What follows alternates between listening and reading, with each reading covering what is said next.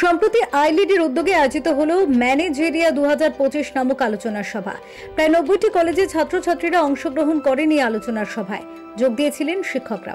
ছাত্রছাত্রীদের প্রতিভা সকলের সামনে তুলে ধরে তাদের এই উদ্যোগ বলে জানালেন সংস্থার আধিকারিকরা। শুধুমাত্র গতানুগতিক শিক্ষার মাধ্যমে ছাত্রছাত্রীদের শিক্ষা দান করতে চান না এই শিক্ষা প্রতিষ্ঠানের শিক্ষকরা। হাতে কলমের শিক্ষার উপর জোর দেন তারা। তার ফলে সহজে চাকরির বাজারের জন্য কিভাবে নিজেকে তৈরি করা যাবে তা শিখে নেন তারা। ভবিষ্যতে আরো বড় আকারে এই ধরনের অনুষ্ঠানের আয়োজন করতে চান তারা। দেখুন, ম্যানেজেরিয়া 2025 এটা একটা one of the flagship events of eyelid, যেটা আমি ইনঅগ্রেশন সময় বললাম যে এবার মোর দ্যান 90 কলেজেস পার্টিসিপেট করেছে। In fact this is the first time we see that the conference of talents across, conference of the students spirit across the boards, colleges and universities. And iLead এর মধ্যে একটা মানে specifically iLead এর যেটা USP, that is we focus on edutainment, like other than having the classroom lectures, there's so much activity oriented sessions in education.